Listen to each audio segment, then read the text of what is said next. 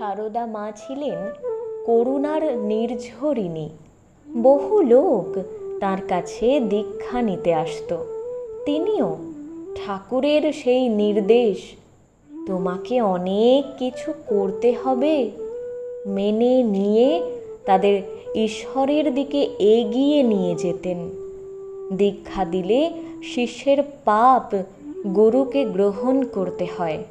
ফলে অনেক সময় মাকে কষ্ট ভোগও করতে হতো, কিন্তু তবুও তিনি নির্বিচারে যারাই এসেছে তাদেরই দীক্ষা দিয়ে ধন্য করেছেন।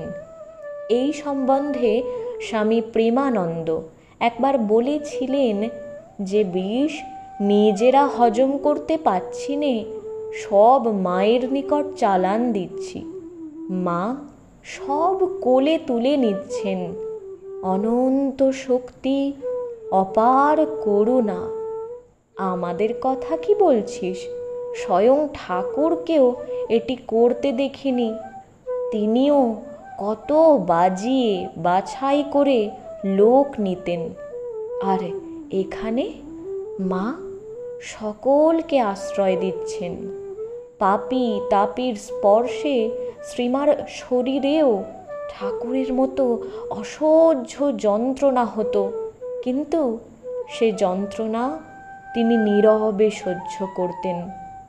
একদিন সেবক দেখলেন যে সকলের প্রণাম হয়ে গেলে পর শ্রীমা বারবার গঙ্গা জল দিয়ে তার পা ধুচ্ছেন।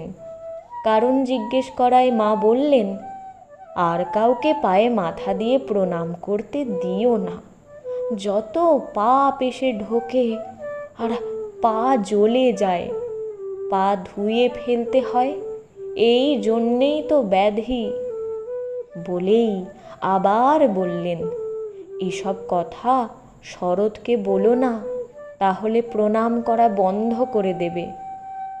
কোয়ালপাড়ায় এক শিষ্য প্রণাম করতে গিয়ে কথা প্রসঙ্গে মাকে বলেছিল, ভক্তদের স্পর্শে যখন কষ্ট হয় তখন স্পর্শ না করাই উচিত। উত্তরে শ্রীমা বলেন, না বাবা, আমরা তো ওই জন্যেই এসেছি। আমরা যদি পাপ তাপ না নেব, হজম না করব, তবে কে করবে? এ কথার আর কি উত্তর হতে পারে?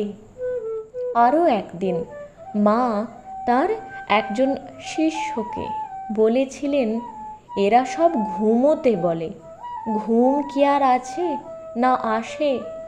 মনে হয় যতক্ষণ ঘুমোবো ততক্ষণ জপ করলে জীবের কল্যাণ হবে। এক একবার মনে হয় এই শরীরটুকু না হয়ে একটা খুব বড় শরীর হতো, তাহলে কত জীবেরই না কল্যাণ হতো। এই যে মা অপরকে আধ্যাত্মিক জীবনে এগিয়ে দেওয়ার জন্যে এত কষ্ট স্বীকার করেছেন, নিজে ঘুমোতে পর্যন্ত চাইতেন না। এ কি কেবল তার অবতারত্বের দায় পূরণের জন্যে, অথবা তার সর্বগ্রাসী করুণার প্রেরণায়? মা একদিন বলেছিলেন, একটা ডেঁয়ো পিঁপড়ে যাচ্ছে, রাধি তাকে মারবে। দেখলুম কি তা জানো? দেখলুম সেটা পিঁপড়ে তো নয়, ঠাকুর। ঠাকুরের সেই হাত পা মুখ চোখ সব সেই। রাধিকে আটকালুম, ভাবলুম তাই তো, সব জীব যে ঠাকুরের। আমি আর কি করতে পারছি, কজনকে দেখতে পারছি?